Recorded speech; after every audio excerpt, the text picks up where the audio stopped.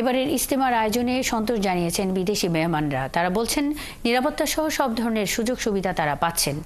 এখানকার ধর্মীয় সংস্কৃতি চর্চা, আতিথেয়তায় তারা মুগ্ধ।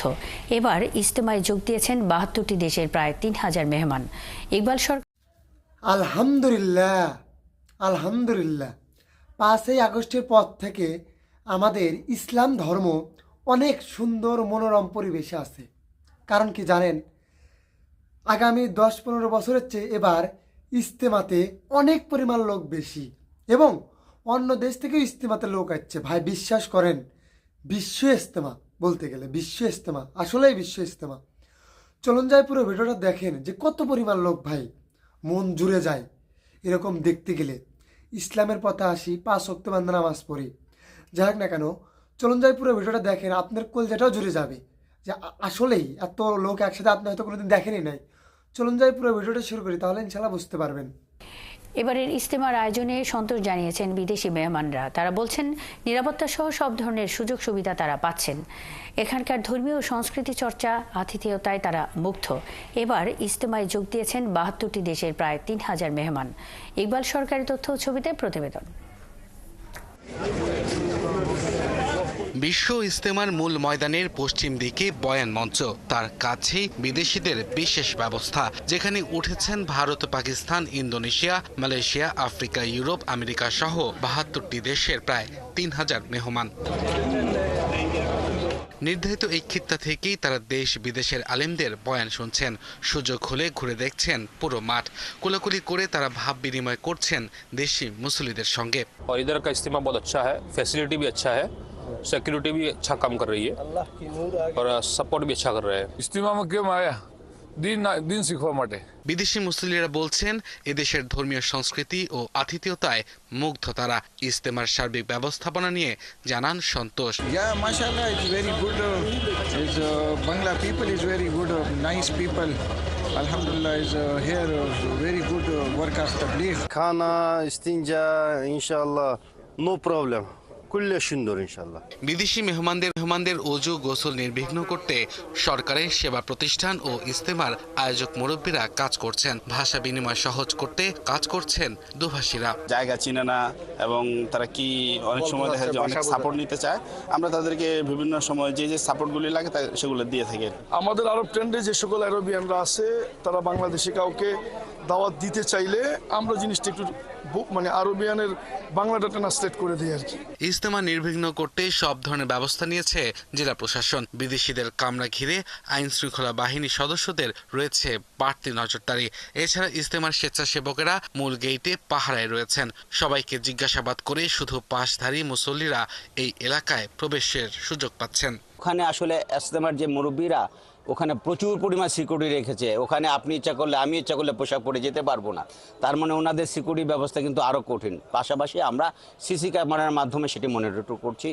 আয়োজকরা জানিয়েছেন বিদেশিদের খাবার দাবার থেকে শুরু করে সব বিষয়ে নজরদারি রাখা হয়েছে।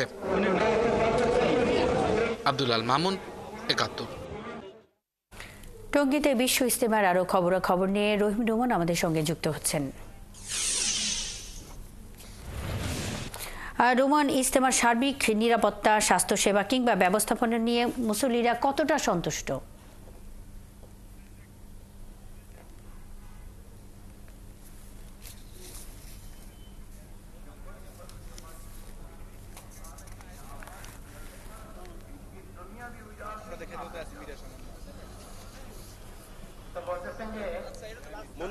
মুসল্লিদের সন্তুষ্টি পুরোপুরি আছে, কারণ এখানে যারা অংশ নিয়েছেন তারা একেবারেই তবলিগের অনেক দিনের সাথী। তারা তাদের আসলে অভ্যস্ত, কারণ আপনি জানেন যে প্রত্যেক বছরই কিন্তু এই বিশ্ব ইজতেমার আয়োজন করা হয় এবং এই আয়োজনে তারা অংশ নেন। কিন্তু আপনি জানেন যে এই ইজতেমাতে নানান রকমের ভোগান্তি, কষ্ট তাদের হয়, কিন্তু তারপরেও তাদের সেটি কিন্তু আক্ষেপ তাদের থাকে না। তারা সবসময় এটিকে ইবাদতের অংশ হিসেবে মনে করেন।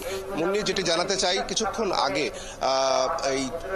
আগে একটি সংবাদ সম্মেলন করেছেন তবলিগের মুরব্বীরা।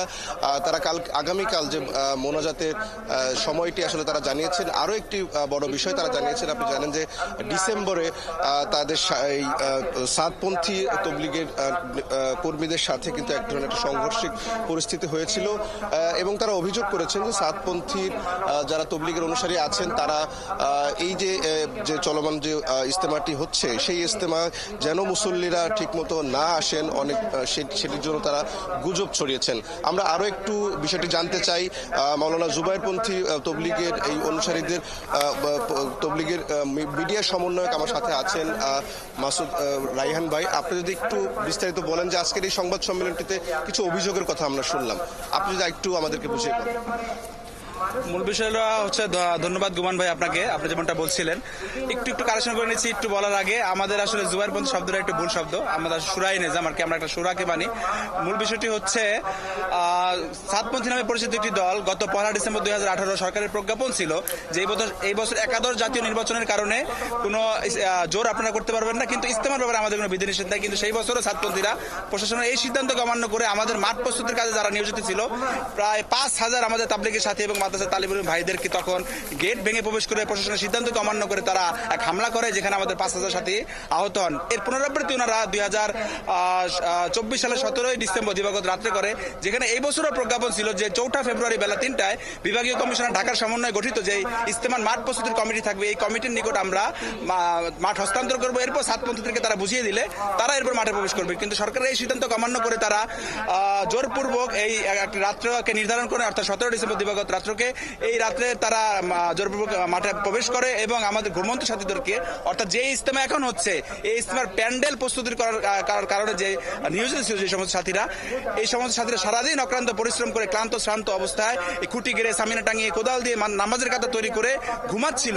ওই ঘুমন্ত সাথীদেরকে সাতপন্থীরা হামলা করে, যেখানে আমাদের 3 জন সাথী শহীদ হন এবং শতাধিক সাথী আহত হন।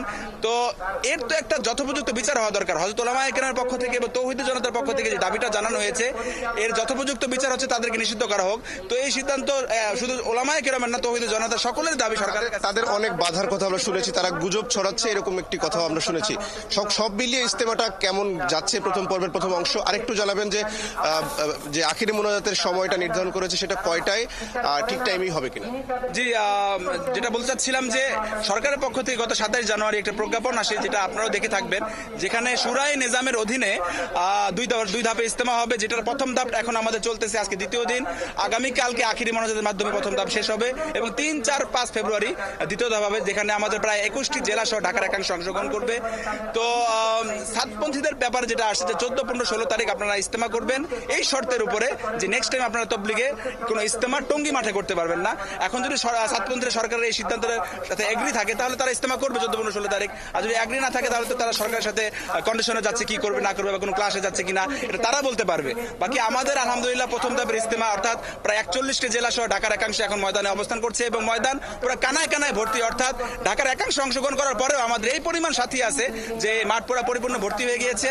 এবং আপনি যেমনটা বলছিলেন যে আলহামদুলিল্লাহ আমাদের আগামীকাল অর্থাৎ প্রথম ধাপের শেষ দিন সকাল ফজরের পর থেকে আমাদের হেদায়েতিমূলক বয়ান শুরু হবে, যেখানে আমাদের মুরব্বীরা যিনারা আল্লাহ পাকের রাস্তায় এখান থেকে 3 চিল্লার জন্য বের হবেন, তাদেরকে দিক নির্দেশনামূলক বক্তব্য দিবেন। এবং আমাদের ভারতের একজন শীর্ষ মুরব্বী মাওলানা ইব্রাহিম সাহেব কিছু নসিহতমূলক কথা বলার পরে আমাদের বাংলাদেশের মাওলানা জুবাইর সাহেব ইনশাআল্লাহ দোয়া করবেন, অর্থাৎ আখিরি মোনাজাত হবে। আনুমানিক সময়টা যদি আপনাদেরকে একটু বলি, প্রায় আনুমানিক সময় 9টার দিকে ইনশাআল্লাহ এই আখিরি মোনাজাত সম্পূর্ণ হবে। আপনাকে ধন্যবাদ। বন্ডি শুনছিলেন রহিম রুমান, আমরা শুনছিলাম, সঙ্গেই থাকবেন।